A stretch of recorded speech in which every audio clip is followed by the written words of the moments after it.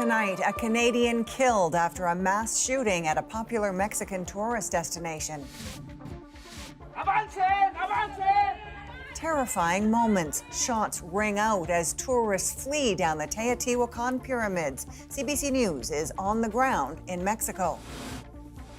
Canada Post reports staggering losses, $1.5 billion last year alone. We absolutely don't want to be relying on taxpayers to top us off. Already drowning in debt, what can it do to stay afloat? Inflation is up thanks to an historic surge in gas prices. It's a little bit hard to suffer and survive. The federal gas tax holiday is now in place, but is it enough? From CBC News, this is The National with Erica Johnson. Thanks for joining us. Tragedy has struck at one of Mexico's most popular tourist sites, a mass shooting that has claimed the life of one Canadian and injured another. It happened around noon, and tonight details are still emerging.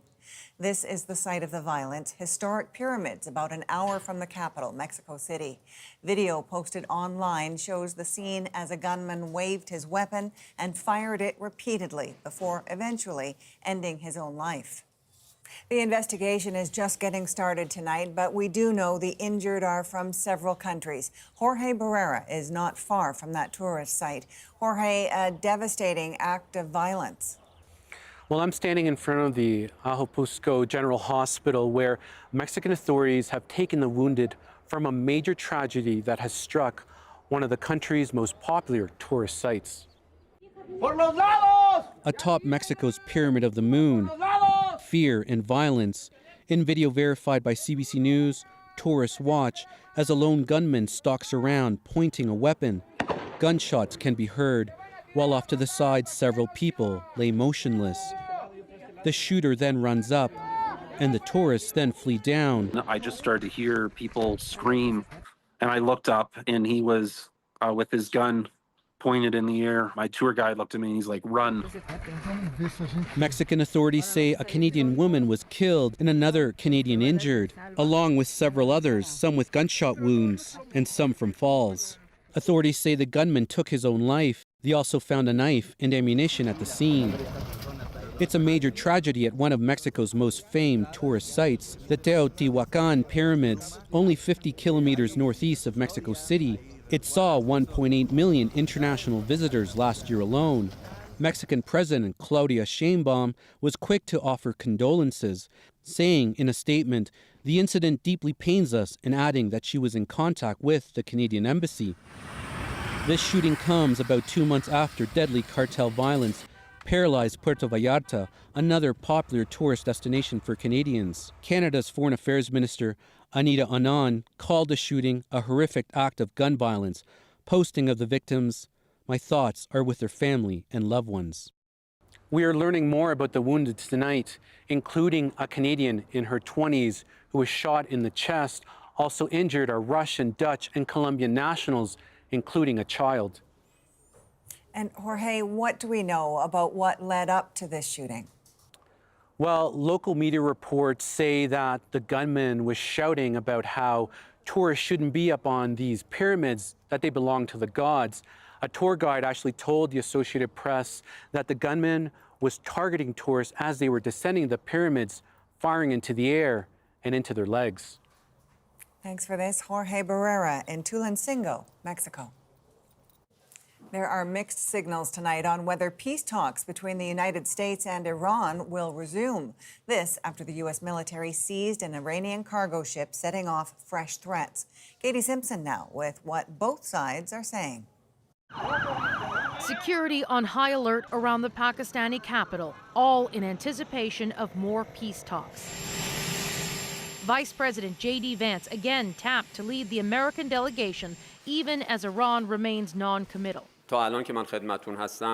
As of now, said a spokesman for Iran's foreign ministry, we have no plan for the next round of negotiations.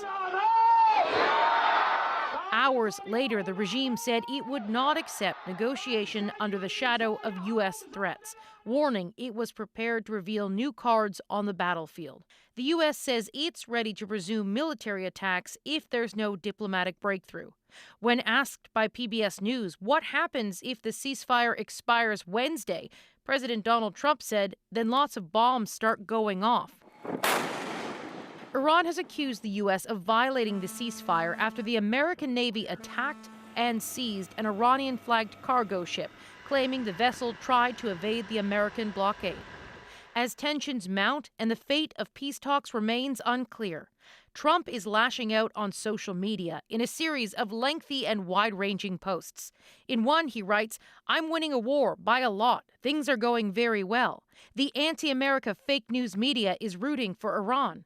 In another, he claimed polls showing the war is unpopular are rigged, much as the 2020 presidential election was rigged, a reference to his election fraud lies.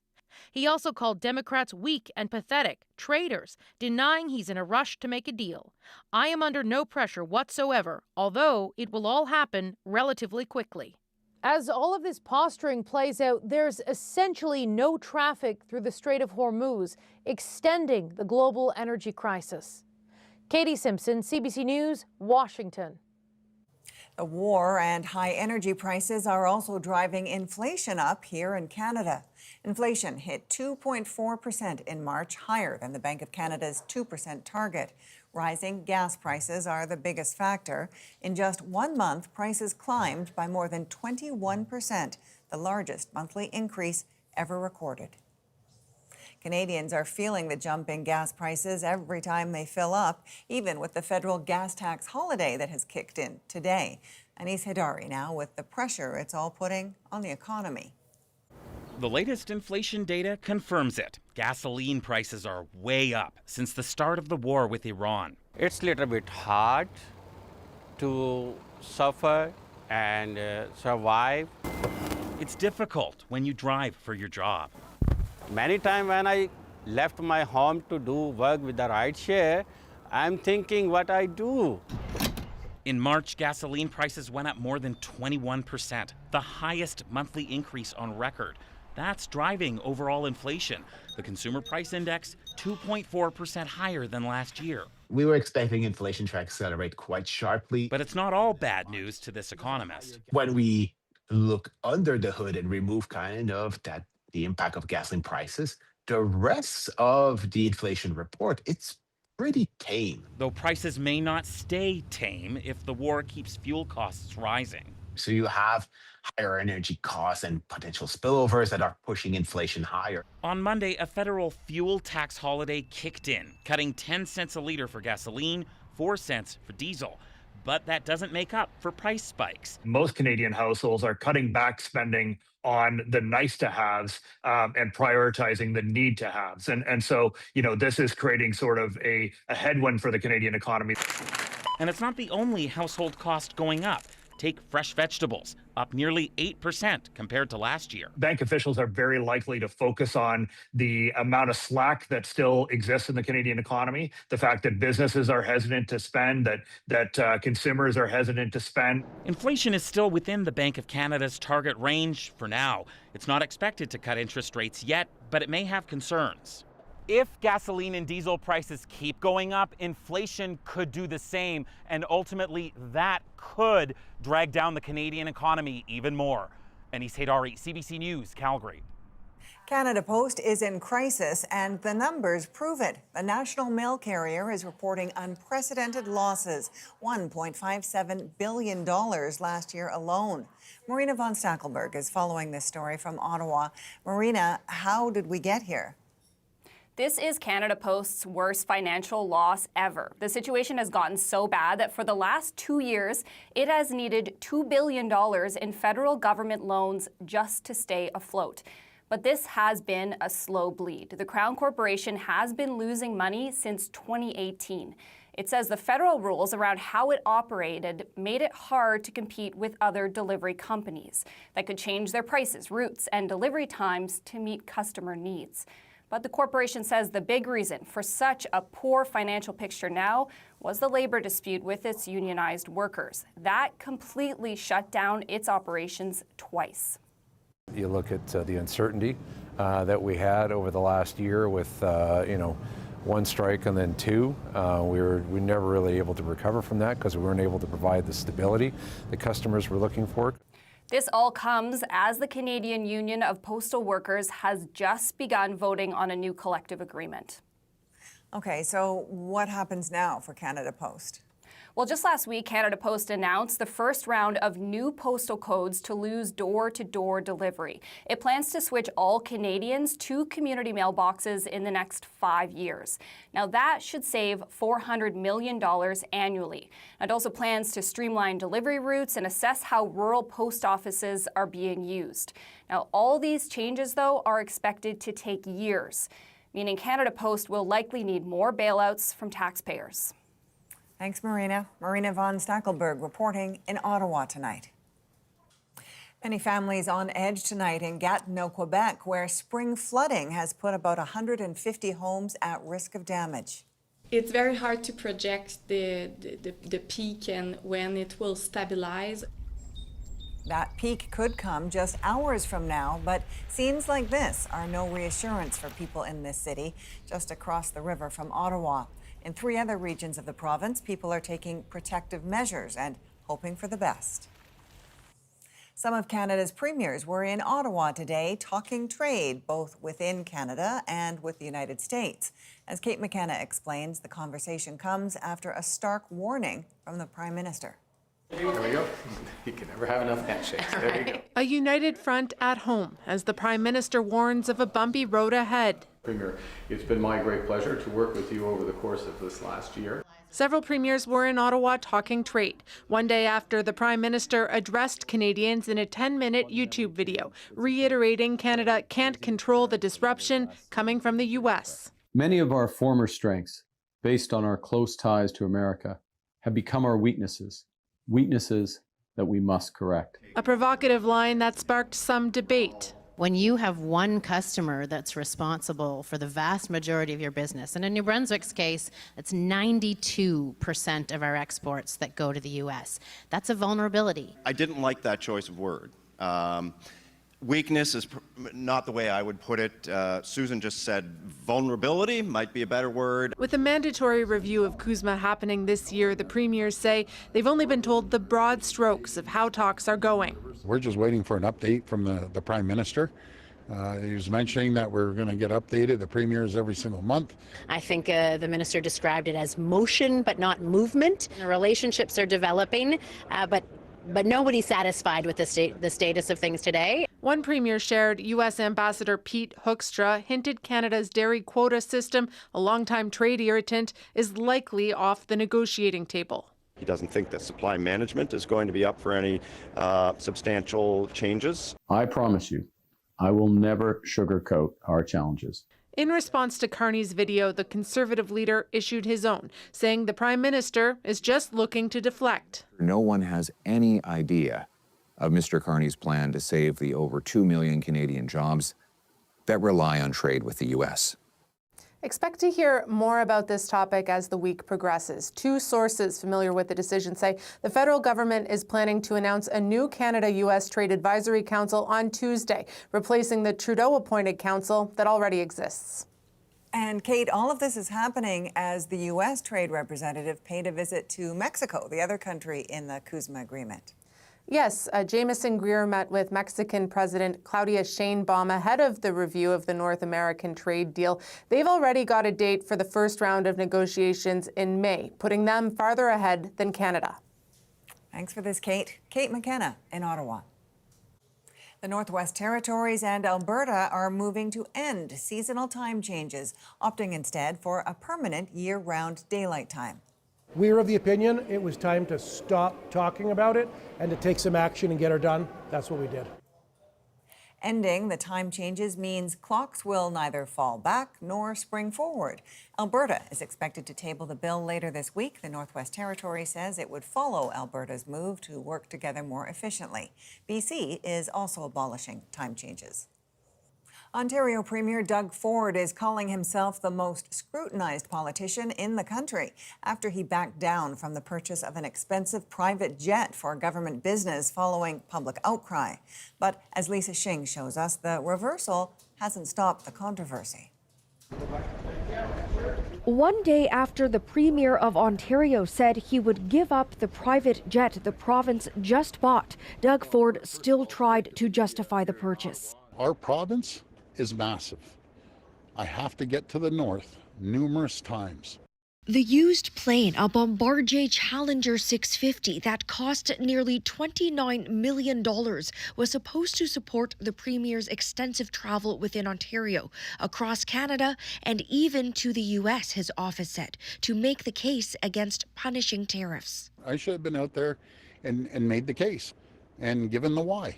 So yes, that was what I should have, and I didn't. When news broke about the purchase, the opposition dubbed it the gravy plane, a play on Ford's promise when first elected to stop the gravy train. What is that? On Monday, it was still the focus of debate. A mistake is I parked in the wrong parking spot. It is not I bought a $30 million luxury jet. If he was a man of the people, he'd know that people are struggling to buy a bag of milk or a loaf of bread. Ford insisted other politicians spend more but don't catch the same flack. When it comes to the Quebec, buying $107 million of 3 jets, no scrutiny. But when I do it, I guess there's a double standard. The Premier has been known to reverse unpopular decisions, but now that his polling numbers have softened, this political science professor says voters may no longer be so forgiving. And that's a classic mistake that a lot of governments make, especially when they're in majority territory, because they don't feel they have to worry about the votes, at least in the legislature. The next time voters head to the polls, analysts say they'll likely remember Ford got into office on a promise to rein in spending. They may also remember this short-lived, high-priced plane. Lisa Shing, CBC News, Toronto. Officials in Louisiana have identified the man who shot and killed 8 children, including 7 of his own. We have one of the highest domestic violence rates in the country, and it's time for change. Police say Shamar Elkins was in the process of separating from his wife, who he also shot and wounded along with another woman. Elkins died after a police chase. The children killed ranged in age from 3 to 11 years old. American singer David, who shot to fame with viral TikTok songs, pleaded not guilty to a first-degree murder charge in the death of a 14-year-old. David Burke did not murder Celeste Rivas Hernandez, nor was he the cause of her death. The singer made a brief court appearance today after his arrest last week. It's alleged the teen went missing after visiting his LA home a year ago. Months later, her dismembered body was found in his impounded car. If convicted, the 21-year-old could face the death penalty. Canada's defense minister says army recruitment is back on track, but criticism from the opposition has been swift. We know this morning that Minister McGuinty came out and did some damage control. Where the program stands and the hurdles that remain. Heightened concerns in Lebanon about Israel's continued occupation. You can't see it from the ground, but on the map, Israel has drawn a yellow line just a few kilometers from here. Why some fear they won't have a home to return to. And a hot air balloon gone astray. Bye, everybody! We're back in 2.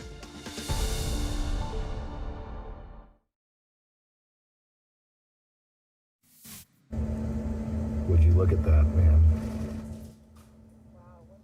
You've seen a sunset, now check out an Earthset. This is video just posted by astronaut Reed Weissman, captured on a cell phone as the Artemis II crew flew around the moon, losing sight of the Earth. As he said, capturing this shot was a once-in-a-lifetime chance. Apple has announced that Tim Cook will be stepping down after 15 years as CEO. He led the company following Steve Jobs' death in 2011. Apple says Cook will become the executive chairman of the board of directors, while the head of hardware engineering, John Turnus, will become CEO in September. The transition comes as artificial intelligence is upending the tech sector. Canada's defense minister says the military added thousands of new recruits last year, its most in decades, but also rising the number of troops leaving. Ashley Burke looks into what's driving the departures and the timing behind the announcement.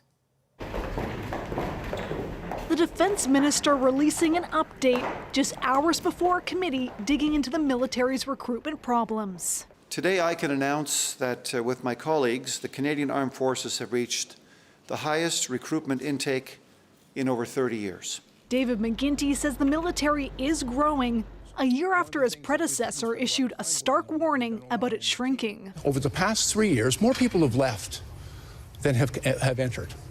That is frankly, it's a death spiral for the Canadian Armed Forces we cannot afford. The government says 7,310 people joined the military full-time over the past year. During that same time, 5,960 left. That's a few hundred more departures than the year before, despite the Prime Minister investing $2 billion and boosting the military's pay and benefits, in part to keep people in uniform. This morning that Minister McGuinty came out and did some damage control. The government's update came out just before officials testified about an Auditor General's report last year. It found an inefficient recruiting process, excessive processing times, and training bottlenecks. Members left because of either training delays, difficulty adapting to military culture, or dissatisfaction with their occupations. Since then, the military says it launched a digital application system, cut the processing times in half, and is using pay incentives to address a shortage of instructors. The real limiting factor is not the processing, it's the training system capacity at basic training. I don't have enough beds in Saint-Jean and Borden, simply put, to onboard more.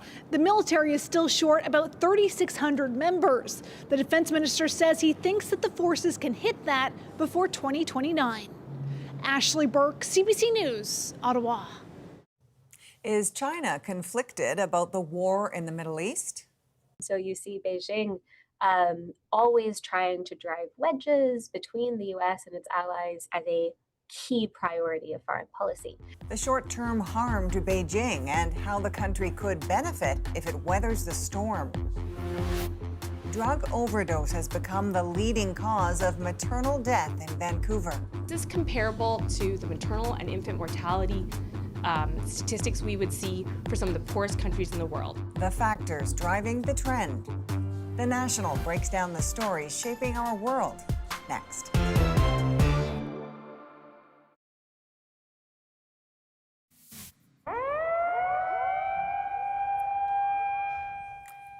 Those blaring sirens on Japan's western coast warning people that tsunami waves could strike after a 7.5 magnitude earthquake shook the region. The impact of the quake was caught on video in several locations, and officials said a larger one could strike in the days ahead. Israeli officials say an investigation is underway into an IDF soldier photographed damaging a statue of Jesus on the cross. This photo was taken in a village in southern Lebanon. Prime Minister Benjamin Netanyahu says he condemns the soldier's actions. This comes amid demolition in southern Lebanon, where Israel is enforcing what it calls a security buffer zone in its conflict with Hezbollah. Chris Brown is near that boundary tonight and shows us the deepening fears the area is forever changed.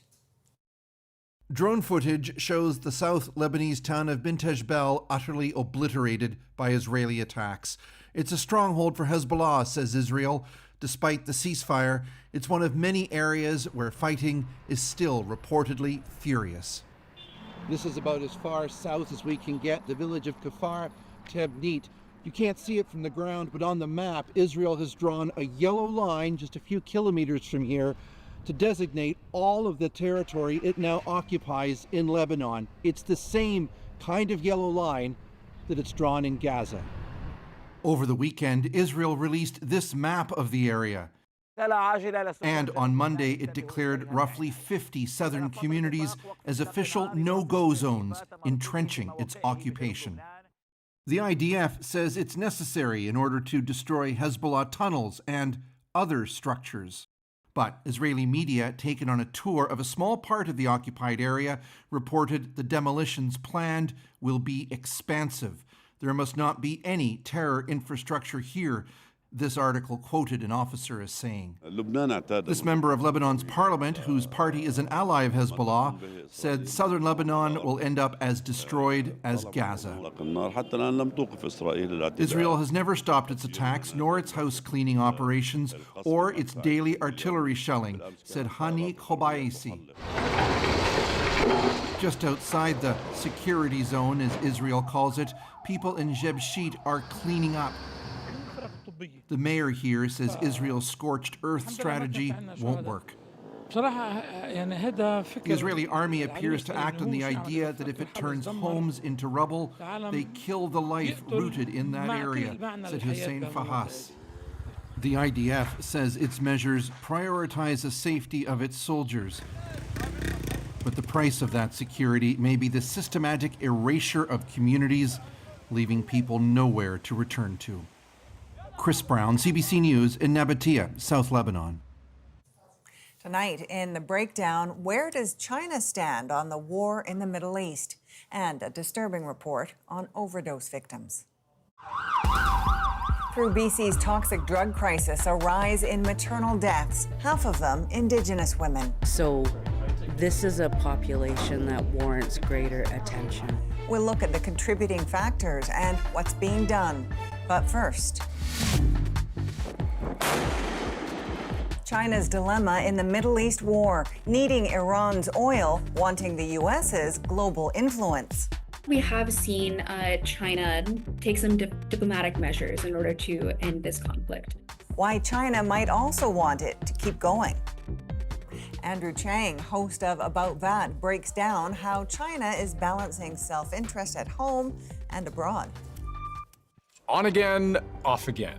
Trump's ceasefire didn't really take in the start until it sort of did, but didn't really, because Iran and the U.S. couldn't agree to the terms. And now it's really getting blown apart. Motor Vessel Tosca, vacate your engine room. Vacate your engine room. We're prepared to subject you to disabling fire. But Trump insists peace is on the horizon, unless it's not, because then he'll really get angry. When Trump repeatedly makes claims about ending the war only to be proven wrong again and again, China is on the sideline watching, and there's been speculation also interfering. U.S. intelligence indicates that China is preparing to deliver new air defense systems to Iran within the next few weeks. CNN reporting that shoulder-fired anti-air missile systems could be part of the deal. China denies this, and Trump believes the denial, partly because they wouldn't dare. Well, if China does that, China's going to have big problems, okay? And mixed into all of that, a bit of talk about happiness and hugs, and everything's just fine. There is good reason to question why China would send weapons to the weaker side, because I can show you in very plain terms why China would rather this conflict end. And yet, there may be good reason for China to keep Iran in the fight. I can also show you that. And both of these things highlight the unique position China is in, where it is not directly involved in the war, but is otherwise very involved, and in a very precarious, almost impossible situation.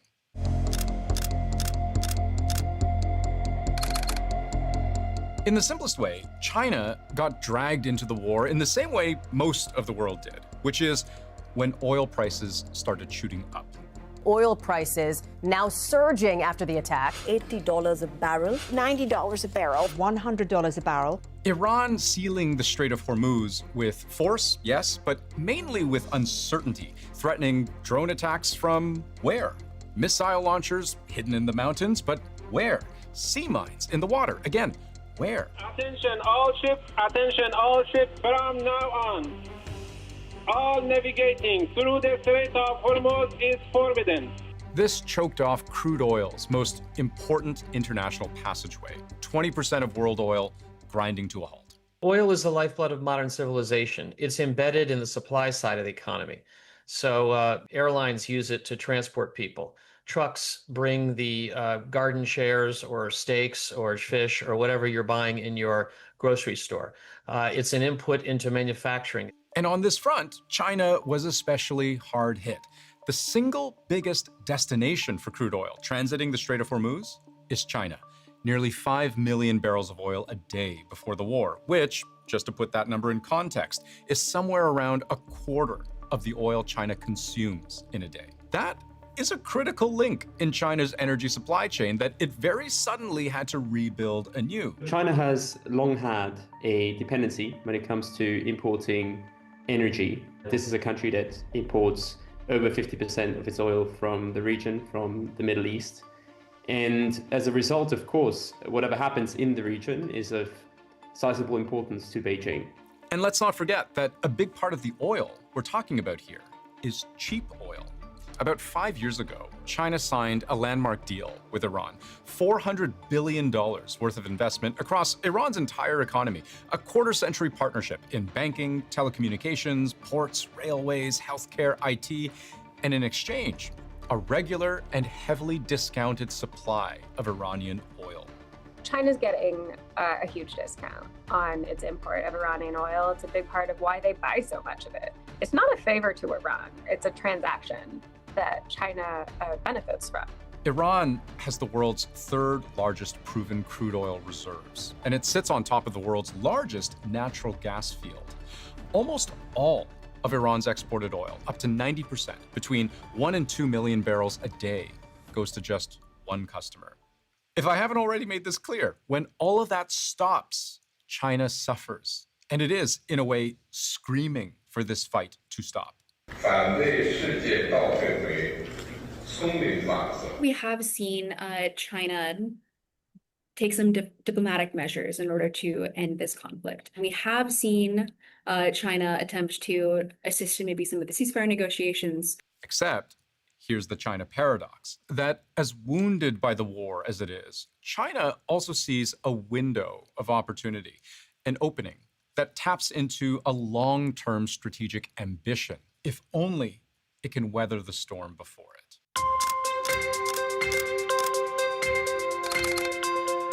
The simplest way to put this is that China sees a chance to become the new global grown-up in the room. So you see Beijing always trying to drive wedges between the U.S. and its allies in Europe and Asia alike as a key priority of foreign policy. So the fact that Washington is driving those wedges itself, China doesn't even have to do the work.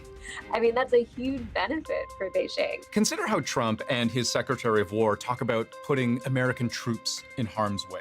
Billions of dollars in ships, planes, and munitions on the line.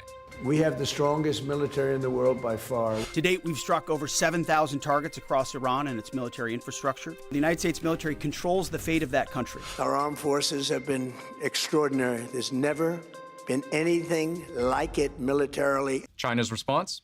Almost the exact opposite. It has, since the start, positioned itself as above the fray, claiming to have had dozens of phone calls with its diplomatic counterparts, even proposing its own 5-point plan to end the war, which, of course, didn't really end up having any traction. And the critique here is that China's efforts to end the war are intentionally hollow, because right now, one long-term goal may simply be to be seen as the stable superpower counterbalance to an increasingly unpredictable United States of America.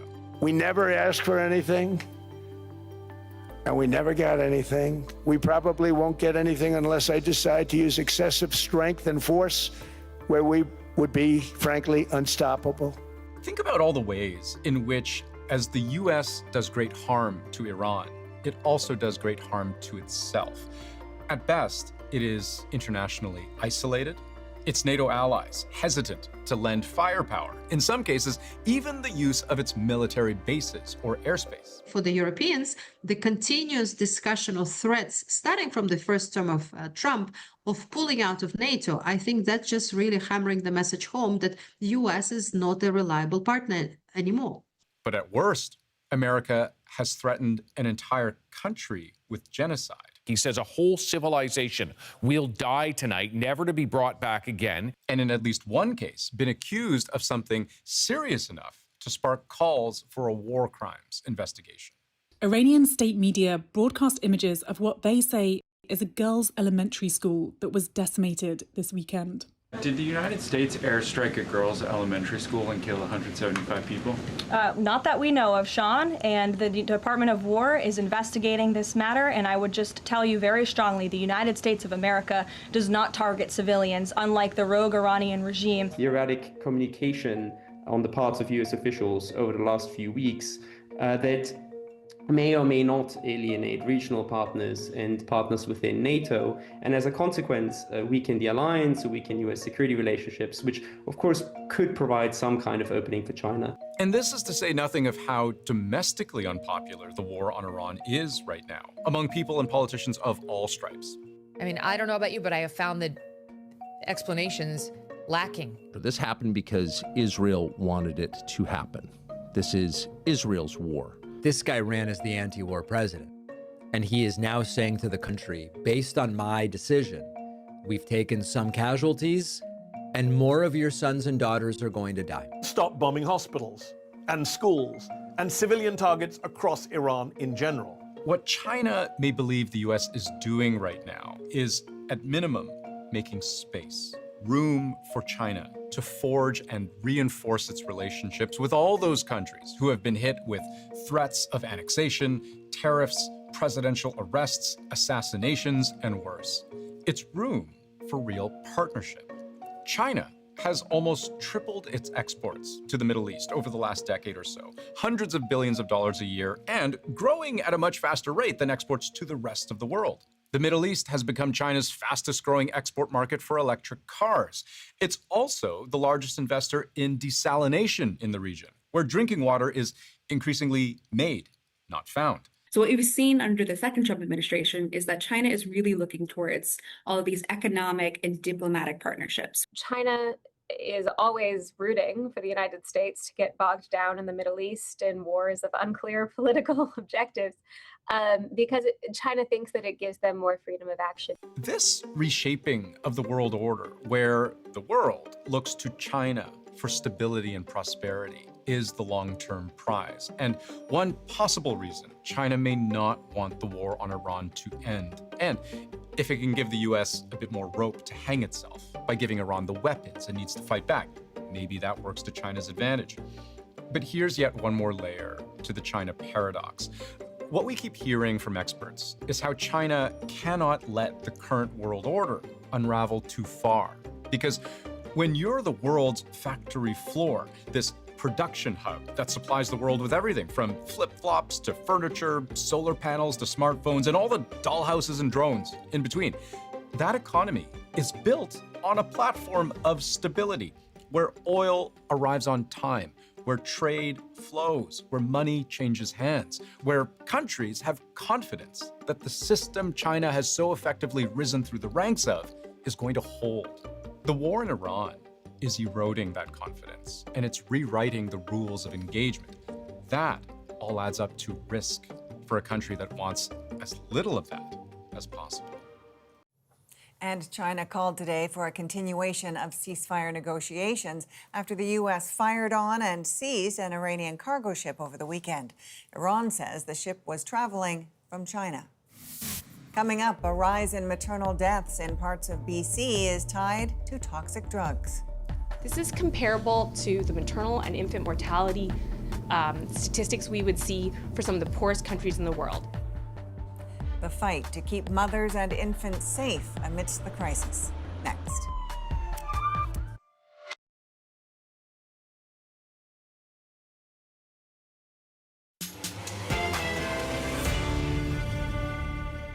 Drug-related overdoses are putting more mothers and infants at risk in British Columbia, and for those seeking help, the resources are limited. Caroline Bargout spoke to mothers struggling with addiction and those trying to help them. Life isn't easy on the downtown east side, especially if you're a woman addicted to drugs. In 2023, CJ Jandrew says she was sexually assaulted and got pregnant. It was a struggle. She was addicted to fentanyl and didn't want to have a baby, but is so glad she did. A community organization reached out and offered help. I don't know, I just had a few appointments, but it was easy because I had somebody always supporting me or taking me. If I didn't have them, I wouldn't probably make it. Her daughter, Alex Lee, was born addicted to drugs, but survived. Jandrew says she and her sisters are co-parenting until she can get sober. She tried, but relapsed after her daughter was born. A new report found drug overdose and substance use is now the leading cause of maternal deaths in the Vancouver Coastal Health region. It examined the deaths of women who had just given birth and died within a year later. It doesn't include deaths during pregnancy or the near misses, the women who overdosed while pregnant and survived. The report found between 2010 and 2024, 14 women died of an overdose or substance use was a contributing factor.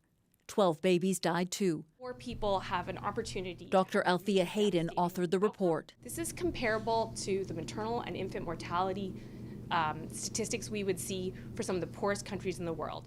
The report found Indigenous women are disproportionately affected and accounted for half the deaths. Health officials say that could be linked to historical harms done to First Nations women, like forced sterilizations and child apprehensions. A First Nations woman is likely to be very frightened to seek care and to disclose their substance use because of historically how women, First Nations women, have been treated in terms of having their children taken away from them, etc., birth alerts. So this is a population that warrants greater attention. Windancer was 25 and living on the street when she gave birth to her son Lightning 4 years ago. She was addicted to heroin. So was he. I was pretty scared, but then once I was holding him in my arms and I had seen him and I couldn't do it anymore. I had to be there for him. It was hard. So he's talking and running. She stayed clean for about 3 years but recently relapsed. Staying sober is hard, even for new moms who want to parent their children. They're trying to find a path forward, and they are leaning on coping strategies that they have used in the past, and it often follows a period of relative sobriety. Dr. Hayden says between 90 and 120 drug-addicted women get pregnant every year in the Vancouver coastal area. But there's only one treatment program that allows them to stay with their babies, and that program is for the entire province. Yeah, I see a lot of women out here pregnant. Then after a couple months, they're not, because obviously they had miscarriage. CJ Jandrew and Windancer are the lucky ones. While they are still struggling with their addictions, they are alive and so are their children. They are determined to find a way to get sober and stay that way.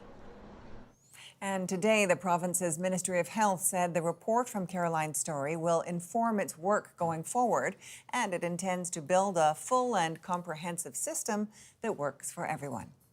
Now to another story we're working on. Equalization payments are a long-held grievance for some Albertans and fuel for separatist arguments. Lindsay Duncombe breaks down how the process works and why it's sometimes misunderstood. Here's a preview. In Alberta, equalization is often a dirty word. The fact is, Alberta taxpayers can no longer be asked to continue to subsidize the entire country through equalization and federal transfers.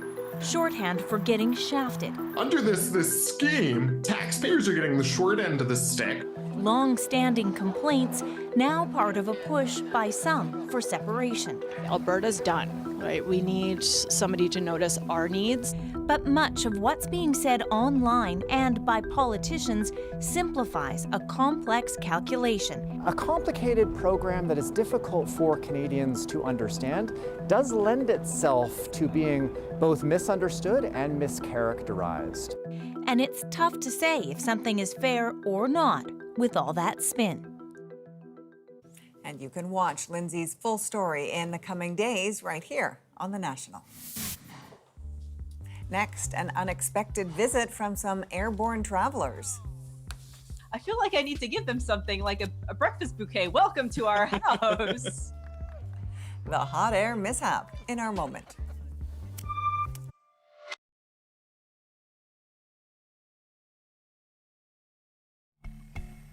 You're looking at a hot air balloon sitting in the backyard of a California home. It happened over the weekend when a trip through the sky went south. Luckily, no one was injured, and it led to a pleasant surprise for a couple of homeowners. So now their unexpected run-in makes our moment. Wow! Hi, everybody. I had just been sitting watching TV and I got a notification on my phone that the backyard camera had seen movement. And we both step outside and there's just a basket full of 13 people wishing us good morning in our backyard. Everybody was in great spirits. I think they were just, blessed that they got there so safely. The pilot said, the winds died. We were hovering for a while trying to get moving, but then we ran out of fuel. I had to make an emergency landing. I feel like I need to give them something like a breakfast bouquet. Welcome to our house. It took them roughly 2 hours from the moment they landed to when they were driving off with the balloon. It's such a bizarre event. We're very grateful to the pilot for executing a perfect emergency landing. Now, as you can imagine, the whole spectacle attracted neighbors. The couple had never met before. They'd moved into this house 2 years before, and they said that this big event actually brought the neighborhood together. So, happy ending for all. From all of us at The National, thank you for being with us. I'm Erica Johnson in Vancouver. Take care.